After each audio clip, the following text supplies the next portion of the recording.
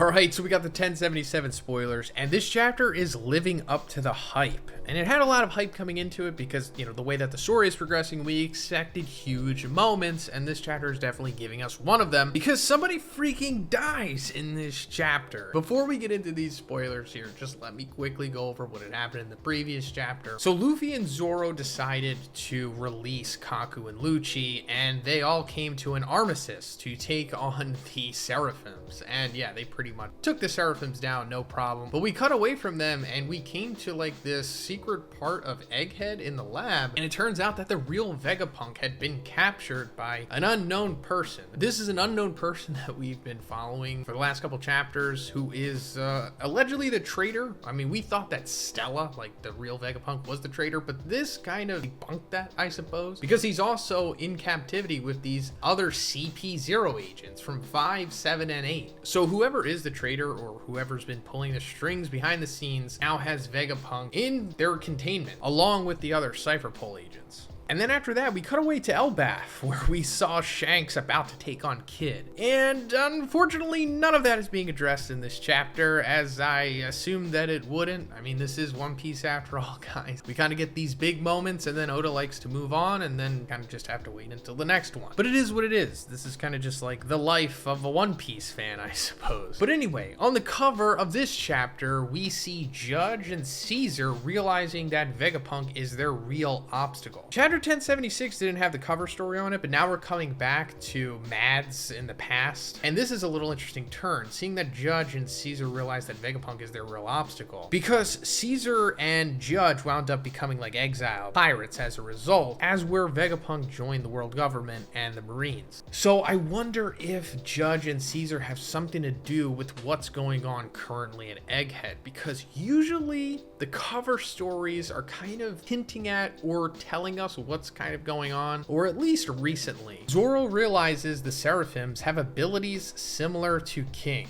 So it's kind of funny that it took him so long to realize that, because Zoro is like one of the very few characters in the series who knows what a Lunarian is, or who has actually like interacted with one and knew what they were. But having the ability similar to King is because, like I said, he's a Lunarian, and the Seraphims are based off of them, or the base of them have Lunarian DNA in them or something, because they have the angel wings that the Lunarians have, and then the flame coming out of the back of their necks. They're like the best base race, I guess, in the One Piece world, at least that we know of, or the strongest, I should say. So it makes sense that Vegapunk would make the Seraphims based off of the Lunarians, if he's trying to make the strongest beings in the world. But Zoro saying this here, I assume, is going to go deeper into the Lunarians, because Vegapunk still hasn't talked about that. I mean, Vegapunk hasn't talked about a lot of things, but just simply talking about the Lunarians and the things that the Seraphims are based on, I think is coming up. And other than us knowing that the Lunarians lived on top of the Red Line and that they were eventually wiped out by the Celestial Dragons, there's obviously more to the backstory there. I assume that they were allied with Joy Boy or something, or they came from the moon, similar to possibly Emu. But first, let's talk about the sponsor of this video, Private Internet Access. Private Internet Access is a virtual private network, or a VPN for short, which hides your IP address and safeguards your internet connection through an encrypted tunnel. And believe it or not, Private Internet Access also provides a tool that can help anime fans. And I'll get more into that later, but Private Internet Access is also a tool that helps you with your everyday life. Because whenever you connect to the internet on a public Wi-Fi network, your data is at risk of being stolen. That's why Private Internet Access helps protect your personal data by encrypting your internet connection through their world-class server infrastructure, which makes your information shielded and bulletproof. But that's not all, because Private Internet Access also allows you to access region-restricted content from all over the world. Guys, we all love anime on this channel, and streaming services are notorious for region blocking certain anime. But you don't have to worry about that anymore, because Private Internet Access helps you overcome these restrictions by giving you the option to change your IP address to one of their 84 countries to choose from, as well as all 50 US states, allowing you to gain access to websites and services that are only available in those locations. So now we can finally catch new episodes of the Big 3 Shonen series on Netflix, something that we were never able to do before. Guys, watching anime on streaming services without Private Internet Access is like paying for a season pass in a game, but only getting a fraction of the DLC. So guys, you can get Private Internet Access by clicking my link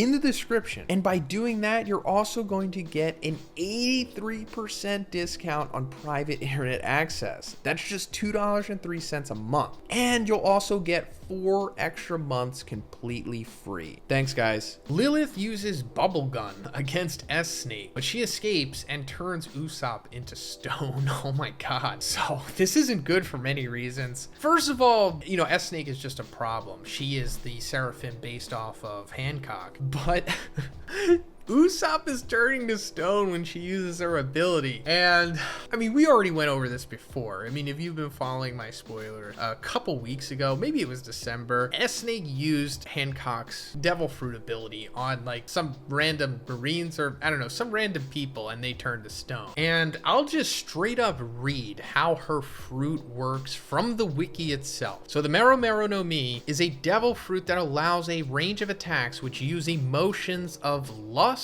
or perversion to transform opponents into stone. Now, maybe Oda said that the fruit works differently and simply seeing someone as cute can make you activate it. But it's still problematic, especially having Usopp in this situation. It would make more sense if it was Sanji because he's already close to being on that list, if you know what I mean. At the end of the chapter, someone shoots Shaka in his head and his head explodes. No break next week. So yeah, this is what I was talking about, guys. Shaka is freaking dead, or I assume he is. I mean, Oda can't just keep having all these false deaths. I mean, I know this is a weekly shonen after all, but come on. It's not that I necessarily even want Shaka to die, but we need to have some stakes here. We need to know that some of these characters are actually vulnerable to their lives ending. And also this throws a whole wrench into the thing about Shaka being the traitor as well, which I kind of gave up on, but was still kind of holding on to at the same time after the previous chapter. But before that, like chapter 1075 era, I was totally on board with Shaka being traitor because he was super sus.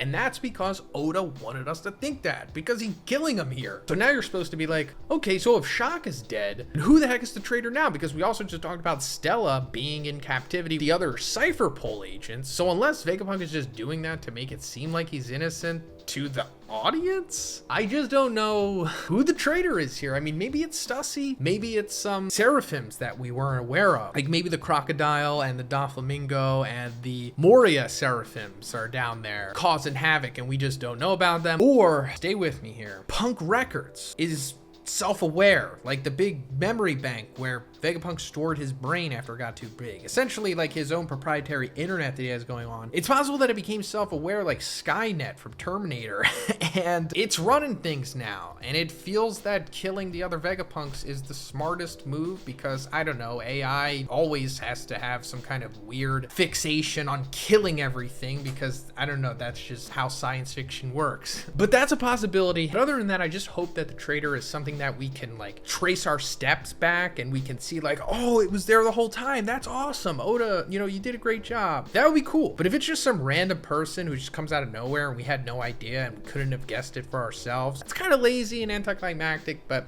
we'll see what happens. Let me know what you think about this chapter and these spoilers in the comments, guys. Who do you think the traitor is? Let me know. And if you like the video, please give it a like and please subscribe if you haven't already. Have a great day and I'll see you in the next one.